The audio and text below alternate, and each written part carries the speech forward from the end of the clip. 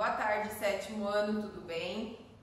Vamos lá então para a nossa sexta aula, tá? Que é do período dessa semana aí, né? 11/5 a 15/5, tá? Alguns professores estão fazendo live, alguns estão gravando, né? Eu não consegui acessar o link da escola para fazer a live, então vou gravar a aula de novo, tá?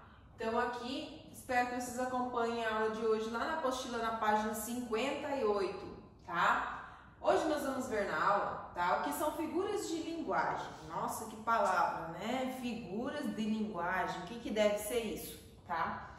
Então elas são palavras que no longo dos textos a gente utiliza. Não são todos os tipos de texto, tá, gente? Dependendo do meu foco, né? Se é um texto dissertativo, que tem uma outra intenção, eu já não vou estar usando muitas figuras de linguagem, algumas mais apropriadas, tá?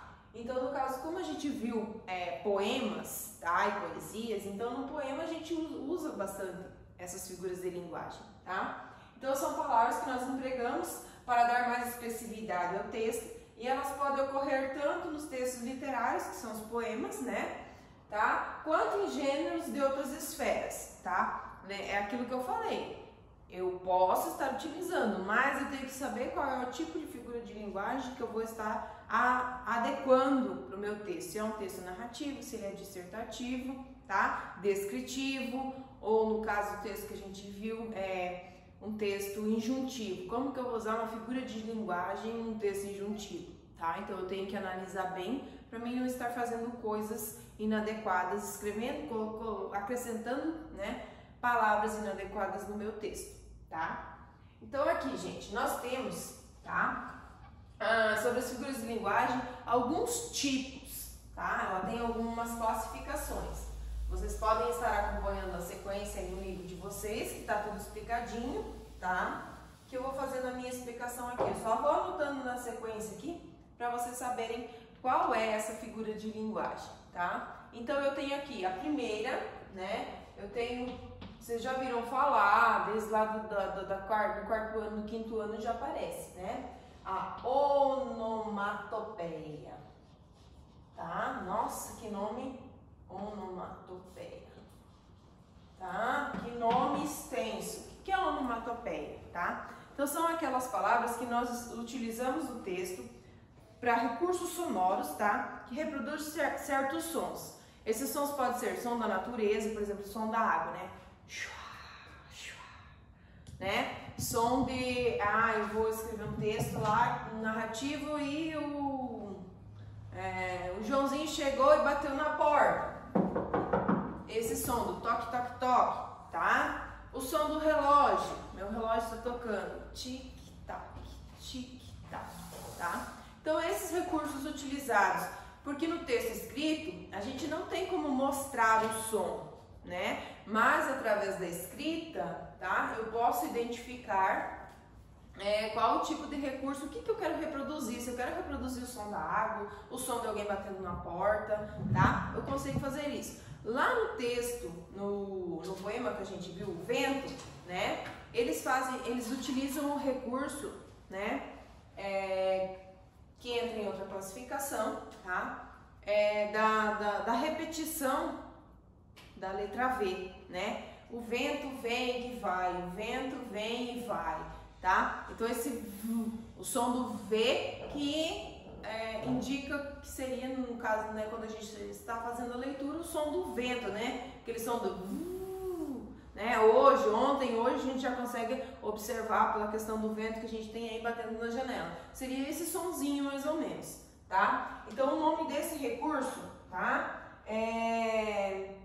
Eu uso aí a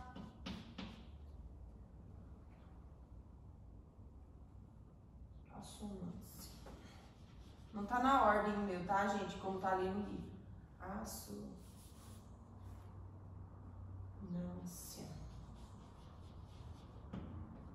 Tá?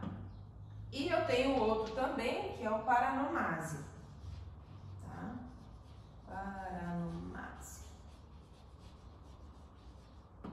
São nomes bem complexos, né? Difícil muitas vezes para vocês gravarem, tá? Então, alguns nós vamos estar vendo hoje, outros vai ficar para a próxima aula, porque são vários vários tipos, né, de recursos dessas figuras de linguagem, tá? A paronomásia, tá? Elas são palavras semelhantes ao som que também traz sentidos diferentes. Por exemplo, ali no texto, na atividade ali, tá? Vocês têm o texto que tem a palavra como, né?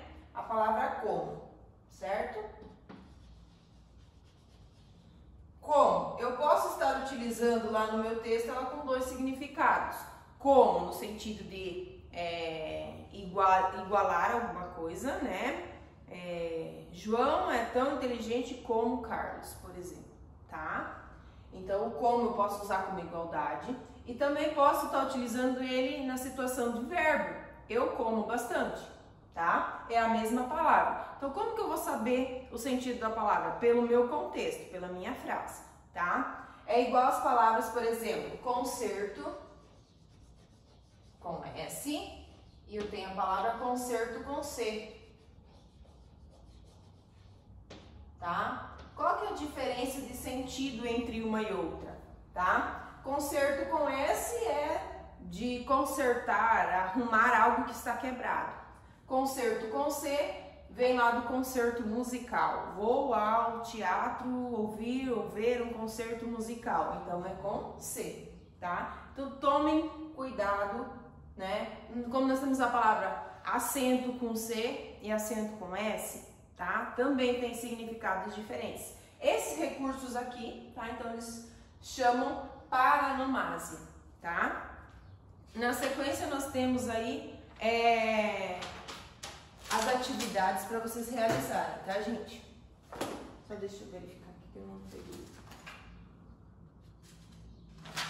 Aqui, eu tenho esquematizando, tá? Que o esquematizando, lembra que eu falei para vocês já que é fácil, né? O poema, qual que é a intenção do poema, tá? O objetivo dele, emocionar, divertir, aquilo que eu já coloquei para vocês, né? Público, para quem gosta especificamente de poema, não é todo mundo que gosta, né? Não é porque gosta de ler que gosta de ler especificamente poemas, tá? E as características, né, de um poema, que ele é em verso, ele possui rima, né, tem a estrofe e o ritmo, tá? O ritmo a gente pode usar o recurso da onomatopeia, tá? Aqueles sons para estar ajudando o meu texto a criar, ter uma criatividade, não chamar a atenção, ter essa expressividade, né, para a pessoa fazer a leitura, tá? Gente, sugestão, quer dizer que vocês tenham ou que seja obrigatório. Sugestão de leitura, poesia fora da estante, tá? Podem procurar na internet. E outra sugestão para leitura, esse daqui eu gostaria que vocês lessem mesmo, que é o Alice no País da Poesia. Já temos aí o Alice no País das Maravilhas, que tem um livro, tem um filme, tem o filme 1, o filme 2, né? Então, nesse livro, ele possui esse nome, Alice no País da Poesia, mas ele não é um livro que está só com poesias voltadas a esse texto, não, tá? Ele possui textos com temas diferenciados, tá? Lançado em 2009 pelo escritor Elias José. Ele tem 33 poemas que fazem referência a outros clássicos da literatura também, como As Mil e Uma Noites, Peter Pan e o Dom Quixote, tá? Além de outros textos que falam de fadas, bruxas e assim por diante, né? Princesas e cavaleiros, tá? Acho que seria... Então, vocês têm lá para resolver as atividades da página 50, a 58 só para fazer a leitura, tá, gente? A 59, tá? Exercício 1. Na 60 tem o exercício 2, 3, o 4, todos eles têm A e B, tá? Tem que tomar cuidado, tem A e B.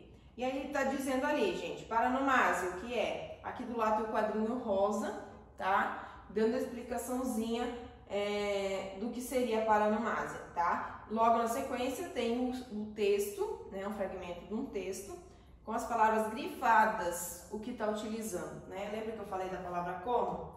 Como um selvagem como, né? Perceberam a duplicidade da palavra aí na frase?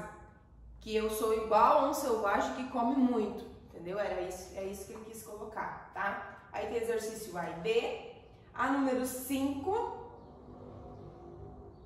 Isso, na página 61, número 5. E o exercício 6, que fala sobre a assonância, tá?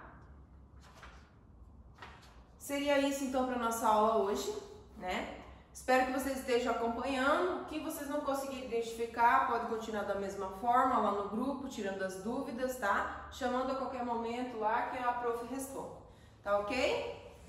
Até mais!